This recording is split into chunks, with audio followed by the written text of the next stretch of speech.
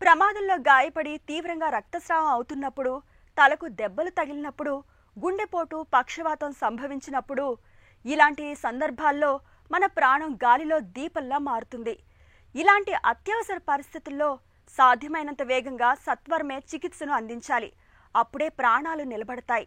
ప్రాణాపాయం పొంచి ఉండే విపత్కర పరిస్థితుల్లో వెంటనే ప్రథమ చికిత్సగా ఏం చేయాలో, ఎలాంటి జాగ్రత్తలు తీసుకోవాలో డాక్టర్ని అడిగి ఇప్పుడు తెలుసుకుందాం.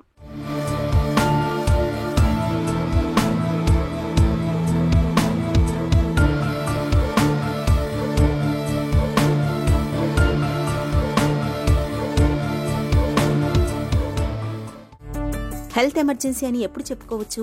హెల్త్ ఎమర్జెన్సీ అంటే any immediate threat for any patient regarding infection, bioterrorism, biowar or any type of trauma, దాన్ని హెల్త్ ఎమర్జెన్సీ అంటారు.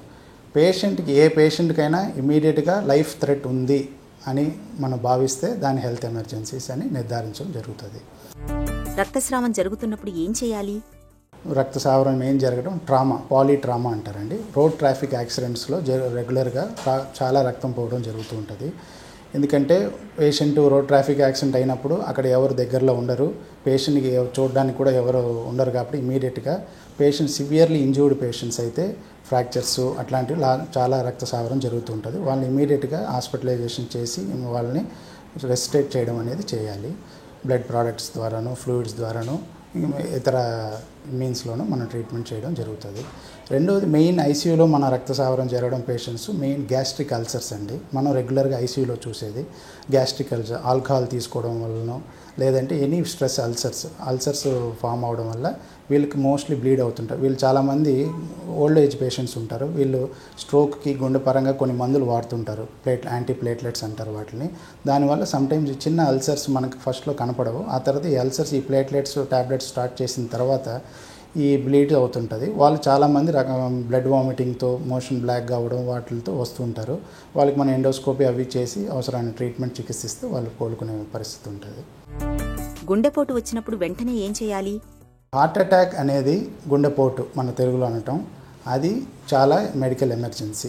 ఇప్పుడు వచ్చిన అడ్వాన్స్ ట్రీట్మెంట్స్లో మనకి క్యాథలాబ్స్ ఇవన్నీ ఉండడం వల్ల మనకు చాలా వరకు మన పేషెంట్స్ని సేవ్ చేయడం జరుగుతుంది. ఇమీడియట్ పేషెంట్ వచ్చిన వెంటనే నడిపించకుండా ఒక వీల్ చైర్లో తీసుకువచ్చి ఐసీయూ ఎమర్జెన్సీ బెడ్లో మనం కూర్చోబెట్టి ఫస్ట్ బ్యాక్ రెస్ట్ పెట్టి ఆక్సిజనేషన్ అంటారు. ఆక్సిజన్ అంటే జస్ట్ ఒక మాస్క్ ఆక్సిజన్ స్టార్ట్ చేసి ఒక ఇమీడియట్గా ఒక ఈసీజీ గుండె పట్టి అంటారు, 12 లీడ్ గుండె పట్టి తీసి బయోమార్కర్స్ లైక్ కార్డియాక్ మార్కర్స్ అంటారు, అవి మెయిన్ ట్రాపిన్, ట్రాప్టీ అవి ఉంటాయి. అవి చేసిన వెంటనే మన కార్డియాలజిస్ట్కి ఇన్ఫార్మ్ చేయడం జరుగుతుంది. ఇమీడియట్గా పేషెంట్ని యాంజియోగ్రామ్ చేసుకొని క్యాథలాబ్లో మనం వచ్చి ప్రైమరీ యాంజియోప్లాస్టీ చేయడం అట్లాంటివి జరుగుతూ ఉంటుంది. పక్షవాతం వచ్చినప్పుడు వెంటనే ఏం చేయాలి? పక్షవాతంలో 2 రకాలండి మేజర్గా. ఒకటి రక్తనాళాలు బ్రెయిన్లో చిట్లడం, హెమరేజ్ అంటారు. ఇంకోటి బ్లడ్ క్లాట్ అవ్వడం, ఇన్ఫార్క్ట్స్ అంటారు. ఈ రెండింటికి ట్రీట్మెంట్ తేడా ఉంటుందండి.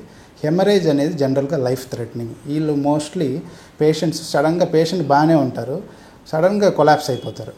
సడన్గా కొలాప్స్ అవ్వడం అంటే హెడేక్ అని చెప్పొచ్చు. ఒక రోజు ముందు, 2 రోజుల ముందు వీళ్ళు నాకు కొంచెం తలనొప్పి అంటారు.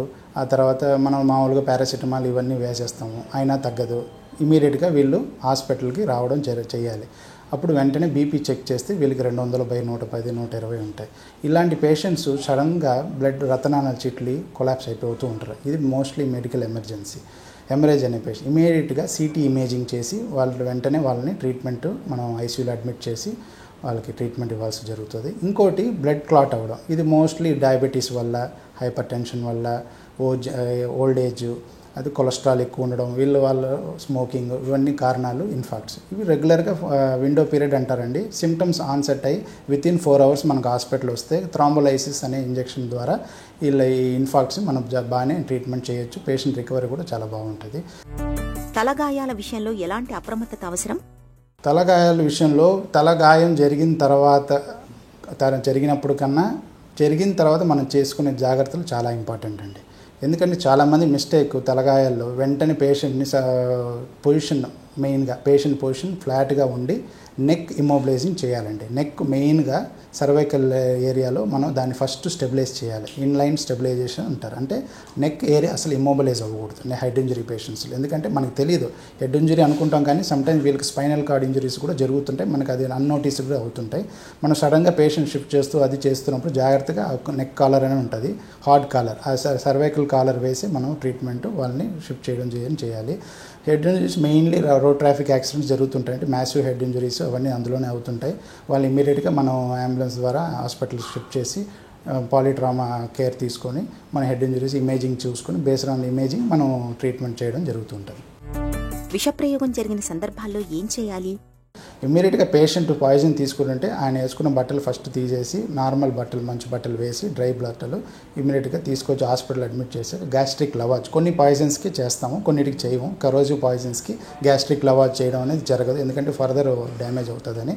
మిగతా రెగ్యులర్ పాయిజన్స్కి అంతా మనం గ్యాస్ట్రిక్ లవాజ్ అనేది చేస్తుంటాం. కంప్లీట్గా ఆ పాయిజన్ మింగిన తర్వాత వితిన్ ఈ వ్యవధిలో వస్తే ఆ గ్యాస్ట్రిక్ లవాజ్ చేస్తే కొంచెం ఉపయోగం ఉంటుంది, పేషెంట్ రికవరీ కూడా ఉంటుంది.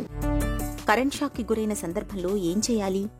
విద్యుత్ అనేది మన జనరల్గా ఈ ఎలక్ట్రిక్ మ్యాన్స్, రెండోది ఇండస్ట్రియల్ ఫ్యాక్టరీస్లో, పెద్ద ఫ్యాక్టరీస్లో పనిచేసే వాళ్ళు ఎలక్ట్రికల్ ఎక్విప్మెంట్స్తో డీల్ చేసే వాళ్ళకి ఈ ఎలక్ట్రికల్ షాక్స్ అని ఉంటాయి. ఆ తర్వాత లైట్నింగ్ స్ట్రాక్, జనరల్గా మనం పల్లెటూరులో చూస్తుంటాం, పెద్ద వర్షం పడినప్పుడు జనరల్గా మనం ఎవరు బయటకు వెళ్ళొద్దు అంటుంటాం అందరినీ. మెయిన్ రీజన్ ఏంటంటే ఈ లైట్నింగ్ స్ట్రైక్స్. ఈ లైట్నింగ్ స్ట్రైక్స్కి అయితే ట్రీట్మెంట్ అయితే అసలు లేదండి, ఎందుకంటే ఆ లైట్నింగ్ స్ట్రైక్లో సమ్టైమ్స్ 20,000 volts ఆఫ్ కరెంట్ మన బాడీలో ప్రాసెస్ అయితే హార్ట్ ఇమీడియట్గా స్టాప్ అయిపోతుంది. So that is called sudden cardiac death. Most ఈ ఎలక్ట్రీషియన్స్లో వీటిల్లో ఈ సడన్ కార్డియాక్ డెత్ జరుగుతూ ఉంటుంది. సో వీళ్ళకి మెయిన్ అరిథిమియాస్ అంటారు, అంటే హార్ట్ రేటు డిఫరెన్స్ రావడం. ఆ అరిథిమియాస్ని మన డయాగ్నోస్ చేసి ట్రీట్మెంట్ ఇవ్వడం, ఐసీయూలో మనం మేనేజ్ చేసుకోవచ్చు. ప్రాణాపాయం పొంచి ఉండే విపత్కర పరిస్థితిలో వెంటనే ఏం చేయాలో, ప్రథమ చికిత్సగా ఎలాంటి జాగ్రత్తలు తీసుకోవాలో తెలుసుకున్నాం కదా.